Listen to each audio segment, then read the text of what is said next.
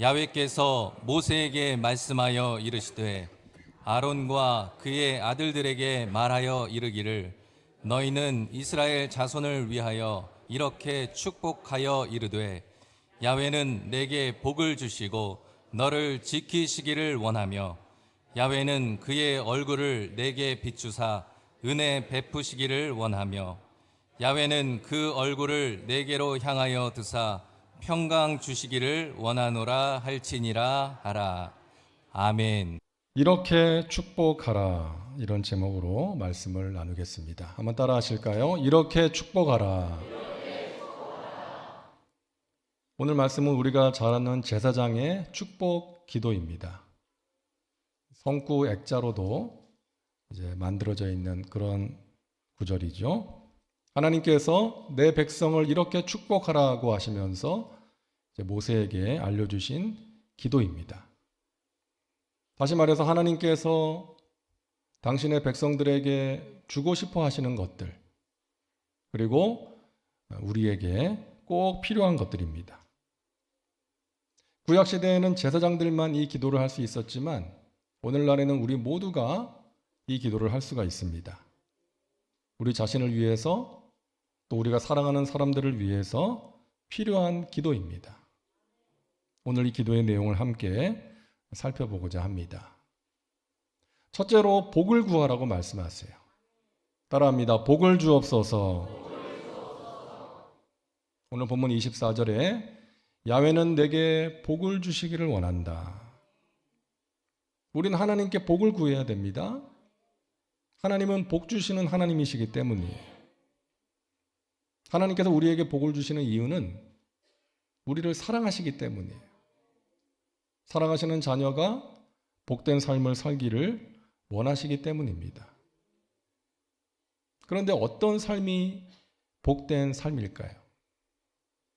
창세기 1장 27절과 28절을 우리 같이 읽겠습니다. 하나님이 자기 형상, 곧 하나님의 형상대로 사람을 창조하시되 남자와 여자를 창조하시고 하나님이 그들에게 복을 주시며 하나님이 그들에게 이르시되 생육하고 번성하여 땅에 충만하라. 아멘. 하나님께서 인간을 창조하시고 가장 먼저 하신 일이 그들에게 복을 주신 거예요. 그런데 그 복과 함께 무엇을 주셨냐? 사명을 주셨습니다.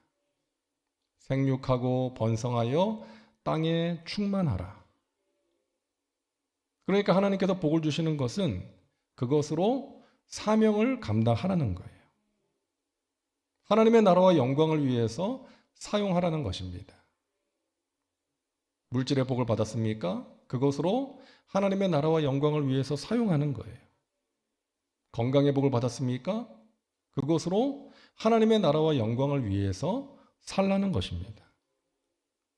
그것이 복을 주시는 목적이고 그렇게 사는 것이 복된 삶이라는 거예요. 사람들이 일반적으로 생각하는 복이 있지 않습니까? 건강의 복, 또 재물의 복, 자녀가 잘 되고 사업이 번창하고, 여러분 이 복을 받으시기를 주님의 이름으로 축복합니다. 그리고 무엇보다도 우리가 꼭 받아야 되는 복이 있습니다. 행복이에요. 행복하게 사는 것입니다. 건강하고 재물이 많아도 행복하지 못할 수 있기 때문이에요. 여러분 행복은 어디에서 옵니까? 우리가 원하는 것을 가질 때 소유가 주는 행복이 있고요. 원하는 일이 이루어졌을 때 그 성취가 주는 행복이 있습니다. 그런데 그런 행복은 얼마 가지 못한다는 거죠. 제가 2016년에 이제 터키에서 귀국을 해서 이제 차가 필요하니까 차를 샀거든요. 좋더라고요. 새 차를 사니까 정말 좋았습니다. 근데 그게 일주일 가더라고요. 그러니까 새 차를 사서 행복하려면 일주일마다 사야 돼요. 여러분 소유가 주는 행복이라는 것이 그런 것입니다. 사람들이 왜 쇼핑에 중독이 돼요? 행복하니까. 원하는 물건을 가졌을 때 행복이 있기 때문이죠. 그런데 그 행복이 얼마 가지 못하기 때문에 또 사야 되고 또 사야 되고 또 가져야 되고 그렇게 중독이 되는 것이죠. 성취도 마찬가지입니다. 내가 어떤 일을 이루었을 때 거기 행복이 있죠. 그래서 계속해서 소유지향적이고 성취지향적인 삶을 살게 되고 무언가에 중독이 되는 것입니다. 사랑하는 여러분, 참된 행복은 소유나 성취가 아닌 관계에서 오는 것입니다. 사랑이에요. 우리 인간은 사랑하고 사랑받을 때에 행복을 느끼는 존재라는 것이죠. 그래서 어떤 사람은 행복은 사랑받고 있다는 확신이다라고 이야기를 한 것입니다. 여러분, 사도 바울을 보세요. 바울은 사람들이 흔히 생각하는 성공의 조건, 행복의 조건을 가졌던 사람이었습니다. 학문적으로 최고의 스승 가말리엘에게 공부를 했어요. 그러니까 오늘날로 하면 최고 대학을 나온 거예요. 사회적으로도 남들이 부러워할 만한 위치에 있었습니다. 사내들인 공회원, 오늘날로 하면 국회의원쯤 되는 그런 신분이었어요. 근데 어느 날 예수님 만나고 이 모든 것들을 배설물처럼 여기고 복음을 위해 살아갑니다. 부유하게 살 수 있었지만 가난하게 살아갑니다. 편하게 살 수 있었지만 힘든 길을 자청합니다. 사람들에게 인정받으며 살 수 있었지만 사람들에게 외면당하고 박해받는 길을 선택합니다. 그렇게 복음을 힘써 전하다가 붙잡혀서 감옥에 갇혀요. 그런 상황에서 일반적으로 어떤 기도를 하겠어요? 하나님, 제가 복음을 위해서 사는데 왜 이런 환난을 만나야 합니까? 속히 풀려나게 하여 주세요. 이런 기도하지 않겠습니까? 근데 여러분, 바울은 그런 상황에서 이런 편지를 씁니다. 에베소 교회에 보내는 편지인데요. 에베소서 1장 3절을 우리 같이 읽겠습니다. 찬송하리로다. 하나님 곧 우리 주 예수 그리스도의 아버지께서 그리스도 안에서 하늘에 속한 모든 신령한 복을 우리에게 주시되. 하나님을 찬송합니다. 하나님께서 하늘에 속한 모든 신령한 복을 우리에게 주셨습니다. 여러분, 지금 고난 가운데 있는 사람이 무슨 복을 받았다는 거예요? 감옥 안에 있는 그가 찬송할 수 있었던 그런 힘든 상황 가운데 있었던 바울을 찬송하게 만들고 행복하게 만들었던 그 복이 도대체 무엇입니까? 에베소서 1장 4절부터 6절을 표준 세번역 성경으로 우리 같이 읽겠습니다. 하나님께서는 우리를 사랑하셔서 하나님 앞에서 거룩하고 흠이 없게 하시려고 창세전에 우리를 그리스도 안에서 택하여 주셨습니다. 그리고 하나님의 기뻐하시는 뜻대로 예수 그리스도로 말미암아 우리를 하나님의 자녀로 예정하셔서 하나님의 사랑하시는 아들 안에서 우리에게 거저 주신 하나님의 영광스러운 은혜를 찬미하게 하셨습니다. 우리는 하나님의 사랑하시는 아들 안에서 하나님의 풍성한 은혜를 따라서 그분의 피로 구속 곧 죄의 용서를 받게 되었습니다. 아멘. 여러분, 바울이 말하는 신령한 복이 뭐예요? 하나님의 사랑이에요. 우리가 하나님의 사랑 안에서 택함받고 죄 용서를 받았다는 것입니다. 그것이 고난 중에도 바울을 찬양하게 만들고 행복하게 만든 거예요. 저는 간절히 기도합니다. 우리 여의도 순복음 송파교회 성도님들에게 있는 문제가 해결되고 부족함이 채워지기를 기도합니다. 물질이 필요한 분들은 그 물질이 채워지면 좋겠고요. 몸이 아프신 분들은 건강이 회복되면 좋겠고, 문제가 있는 분들은 그 문제가 해결되면 좋겠어요. 그렇게 기도합니다.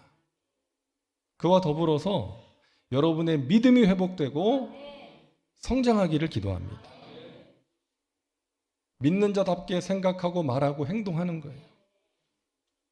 바울처럼 하나님의 사랑으로 구원받은 그 복을 찬양하며 행복하게 살아가는 것입니다.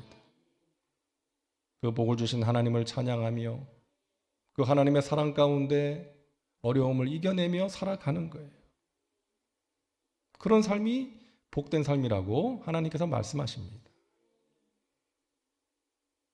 내 등에 짐이 없었다면, 이런 시가 있는데요. 내 등에 짐이 없었다면 나는 세상을 바로 살지 못했을 것입니다. 내 등에 짐이 있었기에 늘 조심하면서 바르고 성실하게 살아왔습니다. 이제 보니 내 등의 짐은 나를 바르게 살도록 한 귀한 선물이었습니다. 내 등에 짐이 없었다면 나는 사랑을 몰랐을 것입니다. 내 등에 있는 짐의 무게로 남의 고통을 느꼈고 이를 통해 사랑과 용서도 알게 되었습니다. 이제 보니 내 등의 짐은 나에게 사랑을 가르쳐준 귀한 선물이었습니다. 내 등에 짐이 없었다면 나는 아직도 미숙하게 살고 있을 것입니다. 내 등에 있는 짐의 무게가 내 삶의 무게가 되어 그것을 감당하게 하였습니다. 이제 보니 내 등의 짐은 나를 성숙시킨 귀한 선물이었습니다. 내 등에 짐이 없었다면 나는 겸손과 소박함의 기쁨을 몰랐을 것입니다. 내 등의 짐 때문에 나는 늘 나를 낮추고 소박하게 살았습니다. 이제 보니 내 등의 짐은 나에게 기쁨을 전해준 귀한 선물이었습니다.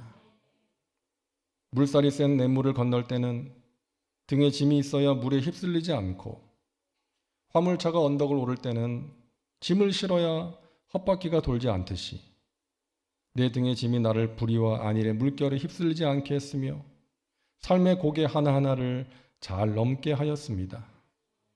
모든 짐들이 내 삶을 감당하는 힘이 되어 오늘도 최선의 삶을 살게 합니다. 여러분 등에 짐이 있을 것입니다. 그 짐이 우리를 힘들게 하고 그 짐의 무게가 때로는 버겁게 느껴질 때가 있지만 그 짐이 우리를 바른 길로 인도하고 우리를 강하고 성숙하게 만드는 것입니다. 여러분을 사랑하시는 주님의 도우심으로 그 짐을 능히 감당하며 살아가시기를 주님의 이름으로 축원합니다. 그런 삶이 복된 삶이라는 거예요. 둘째로 은혜를 구하라고 말씀하십니다. 한번 따라할까요? 은혜를 베푸시옵소서. 오늘 25절에 야훼는 그의 얼굴을 내게 비추사 은혜 베푸시기를 원하며. 이 은혜는 값없이 주시는 하나님의 선물이죠. 가장 귀한 은혜는 구원의 은혜. 에베소서 2장 8절에 너희는 그 은혜에 의하여 믿음으로 말미암아 구원을 받았으니 이것은 너희에게서 난 것이 아니요 하나님의 선물이라. 우리는 우리의 어떤 의로운 행위로 말미암아 구원을 받은 것이 아니죠. 우리가 무언가를 잘해서 구원받은 것이 아니죠. 은혜로 구원을 받았습니다. 그래서 구원은 하나님의 선물이에요. 여러분, 믿지 않는 사람들이 말합니다. 믿어지지가 않는다는 거죠. 눈에 보이지 않는 하나님이 살아계신다는 것이 믿어지지 않고 하나님의 말씀이 믿어지지 않는다는 거예요. 근데 우리는 믿잖아요.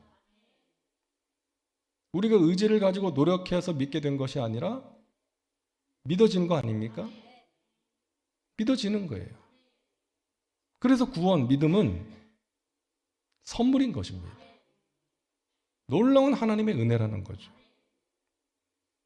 그리고 하나님은 구원하고 끝이 아니라 우리를 고아처럼 버려두지 않으시고 이 험한 세상을 살아갈 힘을 주시는 거예요.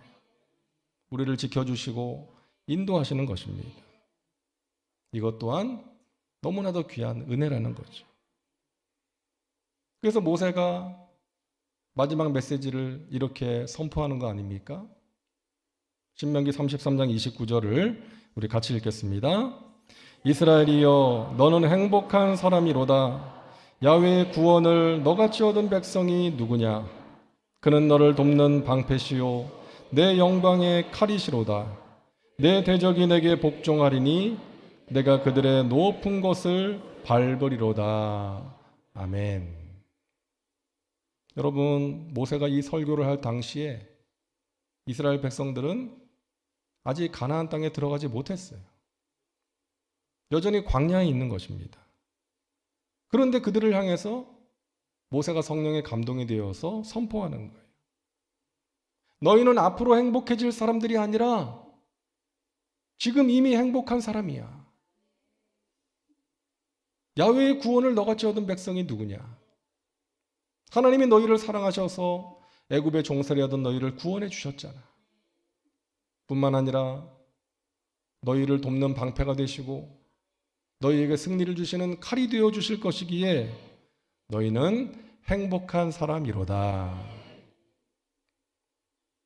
여러분, 이 이스라엘이여에 여러분의 이름을 넣어 보세요. 아무개여 너는 행복한 사람이로다. 야훼의 구원을 너같이 얻은 백성이 누구냐? 하나님이 너를 돕는 방패가 되어 주시고 영광의 칼이 되어 주실 것이다. 그 하나님을 바라보고 행복을 누려라. 여러분, 우리가 하나님을 알고 구원의 은혜를 알고 그 은혜를 사모하며 살아갈 수 있다는 것 너무나 귀한 복임을 여러분 믿으시기를 바랍니다. 말씀드렸죠? 몇 년 전에 스티븐 호킹 박사가 세상을 떠났는데요. 이분이 어떤 분입니까? 루게릭병으로 온몸이 마비가 되었음에도 세계적인 물리학의 거장이 된 영국의 천재 물리학자. 근데 여러분, 이분이 예전에 어느 인터뷰에서 이런 말을 했어요. 천국은 없다. 그건 인간이 만들어낸 동화일 뿐이다. 인간의 뇌란 부품이 고장나면 작동을 멈추는 컴퓨터와 같다. 망가진 컴퓨터를 위한 천국이나 사후세계는 존재하지 않으며 이는 암흑을 두려워하는 사람들을 위한 동화이다. 이런 말을 했어요. 저는 이 기사를 보면서 너무나 마음이 아팠어요. 이 육신의 장애를 극복하고 세계적인 물리학의 거장이 되었지만 영적으로는 너무나 무지한 거 아닙니까? 하나님을 알지 못하고 하나님의 은혜를 모르는 불쌍한 사람인 거죠. 반면에 우리나라 원자력 전문가, 이분도 천재 물리학자예요. 정근모 박사님. 서울대 물리학과를 조기 졸업하고 미국 미시건 주립대학에서 박사학위를 6개월 만에 마칩니다. 그리고 24살에 플로리다 대학교의 교수가 됐어요. 별로 안 놀라시는데. 여러분, 24살에 미국의 대학 교수가 됐어요. 근데 여러분, 이분이 과기처 장관도 하고 명지대 총장도 하시지 않았습니까? 근데 이런 말을 했어요. 나는 과학을 공부하면 할수록 과학의 한계를 절감했습니다. 이 세상에는 과학으로 입증할 수 없는 진리가 많다는 것을 깨달았습니다. 과학보다 높은 차원의 진리가 있습니다. 바로 영적인 진리입니다. 보지 못하는 것과 존재하지 않는 것은 다릅니다. 보이지 않는다고 존재하지 않는 것은 아니라는 것입니다. 영적인 세계는 보이지 않지만 분명히 존재합니다. 나는 고난을 통과하면서 기도를 통해서 영적인 세계를 보게 되었고 하나님을 만났습니다. 나는 위대한 과학자보다 신실한 크리스찬이고 싶습니다. 사랑하는 여러분, 영적인 세계를 깨달은 사람이 복 있는 사람이에요. 하나님의 존재를 알고 하나님이 주시는 은혜의 소중함을 아는 사람이 복 있는 사람인 것입니다. 인간의 한계를 깨닫고 하나님을 의지하는 사람이 복 있는 사람인 거예요. 저와 여러분이 또 우리의 자녀들이 그런 사람 되기를 바랍니다. 하나님이 주시는 은혜의 소중함을 알고 그것을 구하는 사람. 그 은혜 가운데 거하는 사람들 되시기를 주님의 이름으로 축원합니다. 셋째로 평강을 구하라고 말씀하십니다. 따라합니다. 평강을 주옵소서. 오늘 26절이죠. 야훼는 그 얼굴을 내게로 향하여 드사 평강 주시기를 원하노라 할지니라 하라. 평강을 위하여 축복하라는 거예요. 이 평강은 히브리어로 샬롬입니다. 이 샬롬은 아무런 문제가 없는 상태가 아니에요. 잔잔한 바다가 아닙니다. 풍랑이 이는 바다예요. 그런데 그런 상황에서 누리는 평화, 안정감이 샬롬입니다. 하나님이 주시는 것이죠. 바울과 실라가 복음을 전하다가 붙잡혀서 심한 매를 맞고 감옥에 던져집니다. 그런데 밤중쯤 되어 바울과 실라가 큰 소리로 하나님을 찬양했다라고 말씀하고 있어요. 이 밤중이라는 것은 시간적인 밤과 함께 상황적인 밤을 의미하는 것이죠. 마음이 지치고 공고할 수밖에 없는 상황. 매를 맞은 몸도 너무나 아픈 몸과 마음이 공고한 그런 상황인 거예요. 그런 밤중에서 하나님을 찬양할 수 있었던 것은 하나님이 주시는 평강이 이들의 마음을 지켜주었기 때문입니다. 우리는 살면서 때로 한밤중에 처할 때가 있지 않습니까? 몸과 마음이 지치고 꿈이 좌절되고 낙심과 절망이 찾아올 때가 있어요. 하나님을 모르는 사람은 그런 상황 속에서 원망하고 불평하고 낙심하고 좌절하지만 하나님을 아는 사람은, 하나님을 믿는 사람은 하나님이 주시는 평강으로 이겨낼 수가 있는 것입니다. 베드로후서 1장 2절을 우리 같이 읽겠습니다. 하나님과 우리 주 예수 그리스도를 알므로 은혜와 평강이 더욱 많을지어다. 아멘. 하나님과 우리 주 예수 그리스도를 알므로. 여기서 안다라는 것은 지식적으로 아는 차원이 아니라 체험적으로 아는 거예요. 하나님을 체험하면, 그 체험을 통해서 하나님을 알면 평강을 누릴 수가 있다는 것입니다. 여러분, 다윗이 골리앗과 싸워서 이깁니다. 골리앗은 키가 2m 50이나 되는 거인 장수였어요. 그리고 온갖 무기로 무장한 싸움꾼이었습니다. 다윗이 골리앗을 이긴 것도 놀랍지만 골리앗과 싸울 생각을 했다는 것도 놀랍죠. 이스라엘에서 아무도 그와 맞서 싸울 생각을 못했는데 소년 다윗이 나가서 골리앗과 싸워서 이긴 것입니다. 다윗은 하나님을 체험적으로 알았기 때문에. 양을 칠 때 맹수를 물리치게 도와주신 하나님. 그래서 저 골리앗은 자기가 물리쳤던 그 맹수와 같은 사람일 뿐인 거예요. 그 하나님을 다윗은 믿었던 거예요. 그리고 하나님은 자신의 이름을 모욕하고 대적하는 자들을 심판하시는 분이라는 것도 다윗은 알았던 것입니다. 그래서 저 골리앗을 하나님께서 자신을 통해서 심판하실 것이라고 믿었던 거예요. 그러했기에 담대하게 나가서 골리앗과 싸워서 이길 수가 있었던 것입니다. 여러분, 우리가 하나님을 알면 담대함이 생깁니다. 평안이 임합니다. 하나님은 나를 사랑하셔. 하나님은 나와 함께 하셔. 하나님은 나의 기도에 가장 좋은 것으로 응답하셔. 하나님은 합력하여 선을 이루셔. 이 하나님에 대한 체험적인 알미 우리를 평강으로 인도하는 것입니다. 미국 코넬 대학교의 칼 필레모 교수가 진행했던 인류 유산 프로젝트는 미국 각계각층의 70세 이상 노인 1000명 이상을 인터뷰해서 인생에 대한 조언과 지혜를 수집한 역사적이고 기념비적인 연구 프로젝트였습니다. 인류유산 프로젝트. 70년 이상 산 사람들의 그 지혜, 그들이 깨달은 지혜를 모아서 사람들에게 전해준다면 그들이 더 의미 있고 가치 있는 삶을 살게 되지 않을까, 이런 의도로 시작된 연구입니다. 그래서 5년에 걸친 사회과학적인 방법으로 연구한 그 연구 결과를 이제 발표를 했는데요. 이 필레머 교수가 그들을 인터뷰하면서 여러 가지 질문을 던졌는데, 그 중에 하나가 당신의 삶을 되돌아봤을 때 가장 후회하는 것이 무엇입니까? 가장 후회하는 것이 무엇입니까? 이 질문이었대요.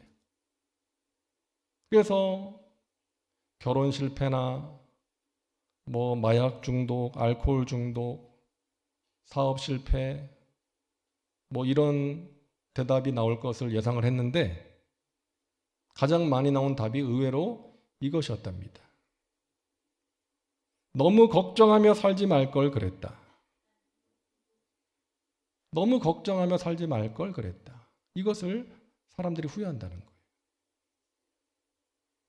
여러분, 사람들은 인생에 있어서 가장 소중한 자원이 시간이라고 생각했고, 아직 일어나지 않았거나 일어났다 하더라도 우리 힘으로 어떻게 해볼 수 없는 것에 대해서 지나치게 걱정하며 염려하는 일은 굉장한 낭비라고 이야기를 했다는 거예요.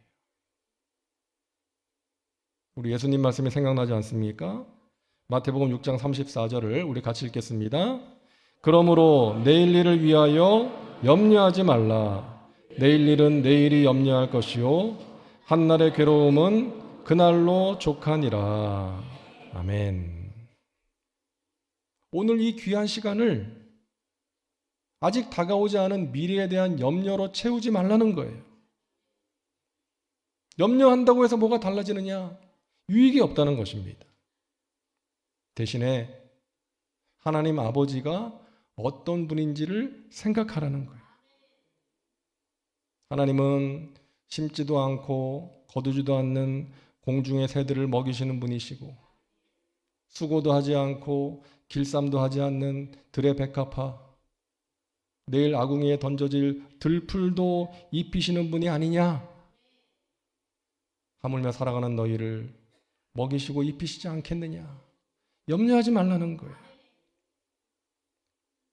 사랑하는 여러분, 염려와 두려움이 생길 때 여러분이 체험했고 여러분이 알고 있는 하나님을 깊이 생각하시기를 바랍니다. 믿음의 주에 온전하게 하시는 예수님을 바라보시기를 바랍니다. 그러함으로 세상에 줄 수 없는 하나님이 주시는 평강으로 마음과 생각을 지키며 살아가시기를 주님의 이름으로 축원합니다.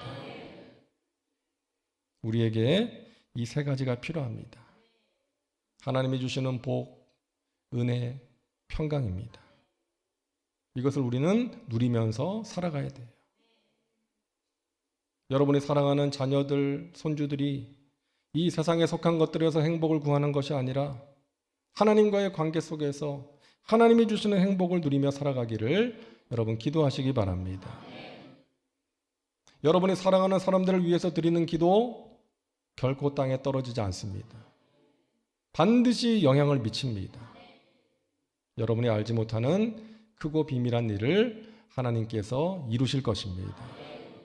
여러분 그 믿음으로 기도하시기를 바랍니다. 기도합니다. 좋으신 하나님, 우리가 무엇을 위해서 기도해야 될지를 가르쳐 주시니 감사합니다. 하나님이 주시는 복과 은혜, 평강을 누리며 살아가는 하나님의 백성들 되게 하여 주옵소서. 우리 사랑하는 자녀들이 이 세상에 속한 것들에서 행복을 찾는 것이 아니라 하나님과의 관계 속에서 하나님이 주시는 행복을 누리며 살아갈 수 있도록 인도하여 주옵소서. 예수님의 이름으로 기도하옵나이다. 아멘.